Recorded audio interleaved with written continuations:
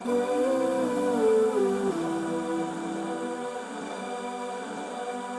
to make money follow you. The secret of the Gujarati set.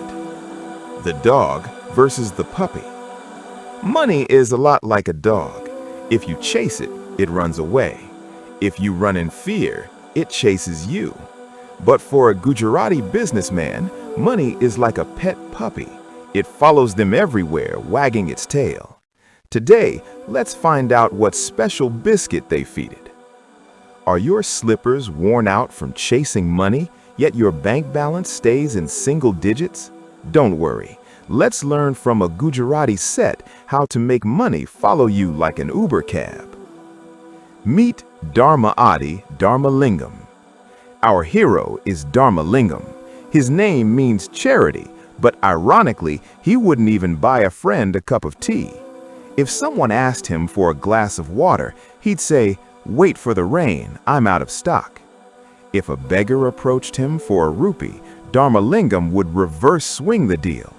"Brother, I'm actually short of 5 rupees. If you give me 10, I'll G-pay you later." Even beggars hide their bowls when they see him coming. The dream versus the reality. Dharmalingam's dream was simple. Wake up to a bungalow, a luxury car, and a bank message saying, "Your balance is so high, our computers are crashing."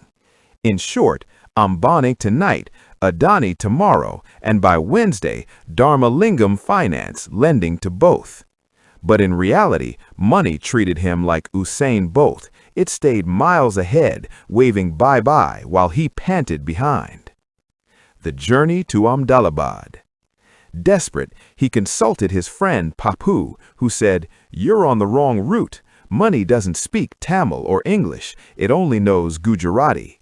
Go meet a big Seth in Gujarat, and your cash box will fill itself." Dharmalingam immediately packed his bags, a faded Chennai silk's yellow bag with a hole taped up, and boarded the Ahmedabad Express, without a ticket, of course. He even managed to trick a fellow passenger into sharing his vada by convincing him that vadas with holes are a business loss. The meeting with Shantilal Bansali.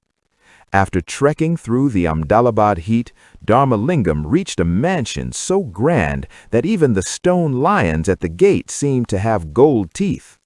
Inside sat Shantilal Bansali Seth, a walking jewelry shop, swinging on a teakwood swing, sipping masala chas. "Seth, tell me the secret mantra. I chase money, but it runs away like a rocket." The Seth laughed, his gold-clipped teeth sparkling. "Son, you love money, but money hates you. You treat money like a servant, ordering it to buy you cars and bungalows. But money is not a servant, she's a queen. She only goes where there is character, intelligence, and respect." He added, "Your fist is too tight. If you want your cash box to be full, your hand must first be open to give. Remember, the sea is salty because it keeps everything to itself. The river is sweet because it flows and gives to everyone." The short story, The Miser versus the Merchant. To explain, the Seth told a story. Once there were 2 men, Kamalakanan, the miser, and Jagannathan, the jolly Gujarati. The miser, he squeezed every penny. He opened a cloth shop, but sold old rags as new to make a quick profit. Within a week, customers fought with him and his shop closed. He held money so tight that it slipped through his fingers. The merchant, Jagannathan, opened a small grocery store. He checked every grain for quality. If someone had no money, he'd say, "Take the milk for your child. Pay me when you can." Kamalakanan mocked him. "You'll never be rich by giving things away for free." Jagannathan replied, "I'm not losing money. I'm investing in trust." A year later, Kamalakanan was a bankrupt fugitive. Meanwhile, a massive crowd stood outside Jagannathan's shop. He didn't have to chase money anymore. All the money in town was standing in a queue to enter his cash box because they trusted him. The moral? Don't chase the currency, build the character and the trust. When you become a hero in your work, money will come and ask, "Can we be friends?"